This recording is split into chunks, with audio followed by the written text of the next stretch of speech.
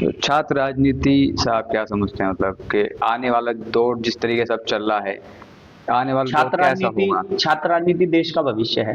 इस देश में बहुत बड़े बड़े छात्र नेता जो रहे हैं, देश के प्रधानमंत्री भी बने हैं और मुख्यमंत्री भी बने हैं। इस देश की आवाज है। छात्र नेता एक बिजली है जो लाखों करोड़ों, एक छात्र नेता एक तरीके से बांध है। जब पानी को छोड़ा जाता है तो वो गांवों को बहाकर ले जाता है, जब उसे रोका जाता है तो बिजली बनाने का काम करता है, जो सैकड़ों घरों में उजियारे का काम करता है। एक दिशा है, एक दशा है। लेकिन बनेंगे कैसे? चुनाव तो बंद हैं, कैसे आगे दिशा और दिशा तय करेंगे?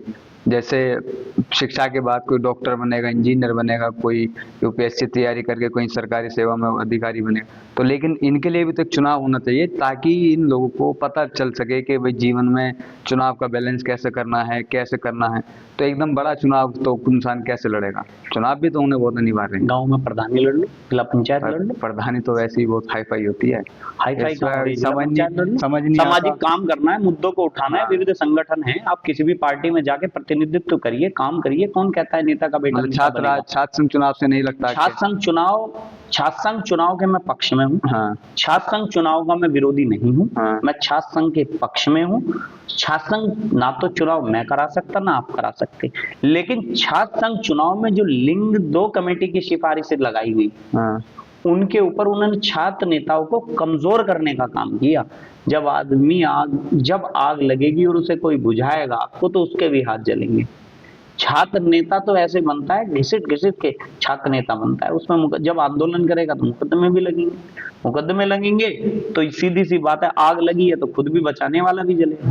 तो कहीं ना कहीं लिंग 2 सिफारिशों ने इन्हें कमजोर किया है। ये मैं चाहता हूं इस सरकार ने ये लिंग 2 अभी से नहीं, पहले से ही है। इसका सबसे पहले तो इस लिंग 2 की सिफारिशों का विरोध करना चाहिए, क्योंकि मुकदमे लगने के बाद तो चुनाव ऐसे भी नहीं लड़ पाने का। एक प्रक्रिया है, जो ज्यादा बोलता है उसकी आवाज को दबाने का काम किया जाता है। हाँ। ये तो इस देश की परंपरा रही है, जहाँ पांडवों ने अपना हक मांगा तो 100 कौरवों ने उसे दबाने का काम किया। तो ये वही प्रक्रिया। तो इसको पहले कहना मतलब ये है कि अगर आपको राजनीति के चुनाव हो ना हो, लेकिन पहले लिंग 2 पर काम करना चाहिए, इसको हटाना चाहिए। सबसे पहले तो वो करना चाहिए। और मुद्दे देखिए, समस्याएं तो हैं, ऐसा नहीं है कि सारी चीजें एक जगह, घर में भी व्यवस्थाएं पूरी नहीं मिल पाती, और हर कोई अपने परिवार में बेहतर करने की कोशिश करता है, चाहे परिवार का मुखिया हो या किसी विश्वविद्यालय का वो हो। तो गुरुकुल प्रणाली के अनुसार तो विश्वविद्यालय का कुलपति ही अभिभावक होता है बच्चों का, और हर कोई बेहतर चाहता है। तो राजनीति के दृष्टिकोण से आपका आदर्श जो सबसे मायने रखता है? मेरा आदर्श तो राजनीति का देखिए, अगर बताऊंगा तो यहाँ भूचाल मच जाएगा चीजों में, तो ना हो तो ठीक है। मेरा आदर्श भगवा ध्वज है, राजनीति नहीं, भगवा ध्वज। तो भगवा ही आदर्श क्यों? और भी तो हो सकते थे, बहुत सारे दल हैं, बहुत सारे बात करते हैं छात्र हित की, किसान की, सब पूरे इसकी, तो भगवा ही क्यों ऐसा? भगवा सदियों से चला रहा, भगवा की पूजा की। लाल केसरी लाल चंदन समन केसरी तेज नंदन, बस। तो हिंदू मुस्लिम वाला फैक्टर तो नहीं है भगवा वाला?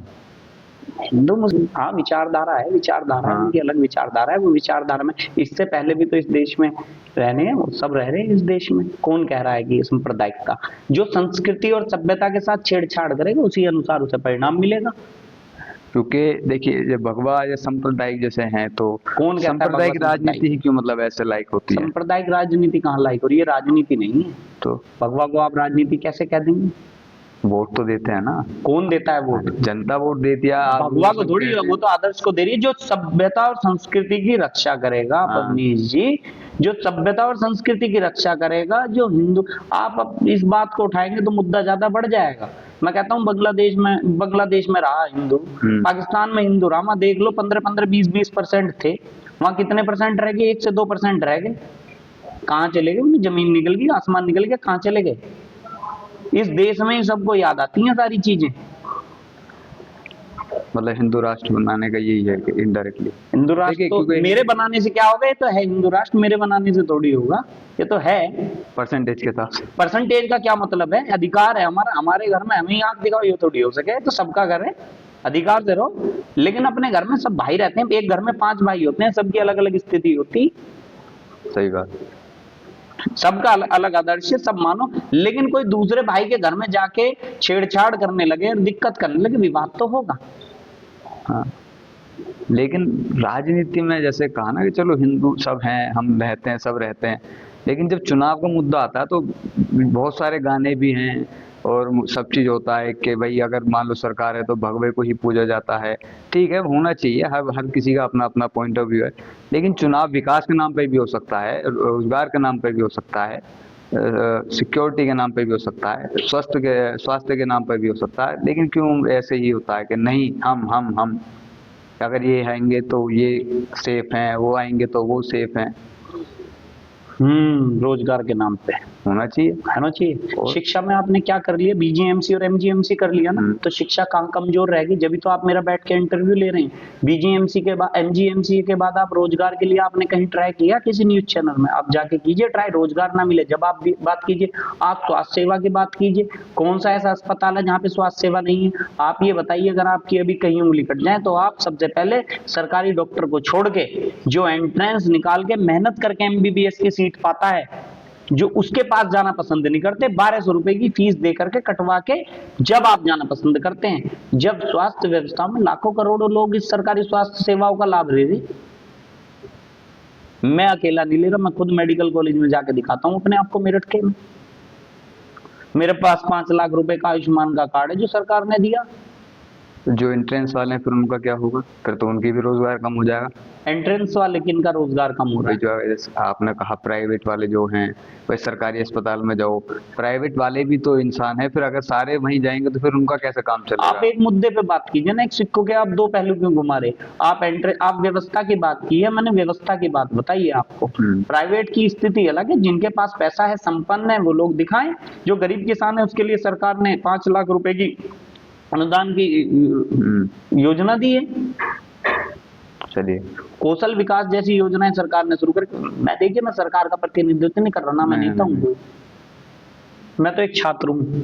अच्छा, नेता से ये तो आ गया, एक सबसे महान उस दौर के रहे, एक राजनीति में सबसे, मतलब मैं कहूँगा सवाल मतलब आज बहुत ही अच्छा है। वीपी सिंह, मंडल कमीशन, जैसा आपने कहा नेता, तो जैसे आप सोम ठाकुर हैं तो वो भी ठाकुर, तो इसमें वीपी सिंह ठाकुर भी चलिए हिंदू हैं, चलिए क्षत्रिय हैं, तो क्षत्रिय वे भी हैं, लेकिन नेता वीपी सिंह के बारे में मतलब उन्होंने जो कहा वीपी सिंह जी ने, तो वीपी सिंह ने अच्छा काम किया, लेकिन वो लोग याद रखें जिनके लिए वीपी सिंह ने किया। वो लोग कितना वीपी सिंह को याद करते हैं जिनके लिए किया? कहीं एक मंच से भी उन्होंने वीपी सिंह का नाम लिया अब तक किसी ने? मंडल कमीशन लाए, उन लोगों ने कितना याद रखा जिनके लिए लेके आए? ना इधर के रहे, ना अपनों के रहे, ना वो गैरों के रहे, वो तो बेगाने हो गए।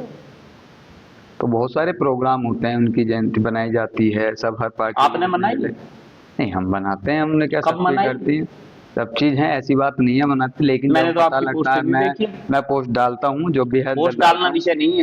अगर ये देश आजाद पोस्टों पे होता तो ये देश कभी आजाद ना होता, लड़ाइयाँ लड़नी पड़ती हैं हर चीज के लिए। पोस्ट तो आप डालने लगी, पहले कहाँ पोस्ट डाला करती थी। रैपिड फायर में एक नाम है, आप जानते भी होंगे, नाम जैसे मैं लूँ तो आपको बताना है क्या इनकी विचारधारा है इसमें। पहले मैं लूंगा जो आजकल जो चल रहा है, मिहिर भोज, क्षत्रिय, ओके। महाराणा प्रताप, एक महान योद्धा, मातृभूमि का रक्षक। अभी आपने इससे पहले बातों सवालों में एक नाम लिया था, एक समाजवाद के, इन्होंने एक बोला था, राम मनोहर लोहिया।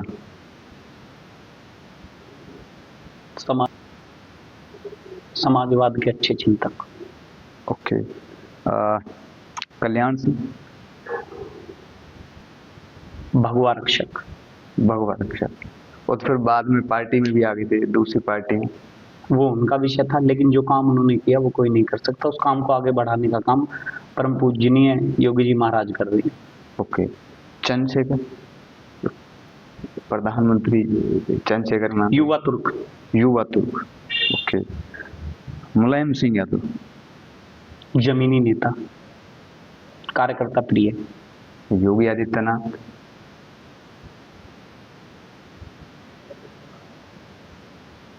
हिंदू वाहक, हिंदू रक्षक। अखिलेश यादव,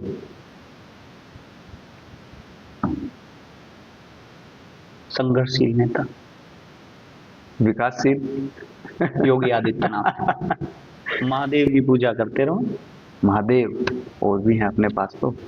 महादेव मानते हैं, महादेव की पूजा करते रहो, एक रहो, नेक रहो, बस। चलिए। जातियों में बटोगे तो कटोगे। जाति बंधन को तोड़ेंगे, हिंदू समाज को जोड़ेंगे। तो ये सभी लोग माने, कहने का मतलब ये है, आप मानते हैं? ये मेरी विचारधारा अच्छा, है। आपकी मतलब कौन मैं क्या सबको माने? लागू नहीं कर सकता। हाँ, और ये आंदोलन की रही स्थिति, मैं छात्र नेता रहा हूँ और हूँ आज भी। मैं छात्रों का छात्र नेता आज भी हूँ, अपने आप को मुझे गर्व होता है। और जो मेरी पहचान है उसी छात्र राजनीति की बदौलत है। और मैं और अपने छोटे भाइयों का भी, सभी का छात्र राजनीति में सम्मान करता हूँ। बिना छात्र राजनीति के ये देश और एक परिवार ऐसे अधूरा है जैसे रोशनी के बिना कोई घर होता है।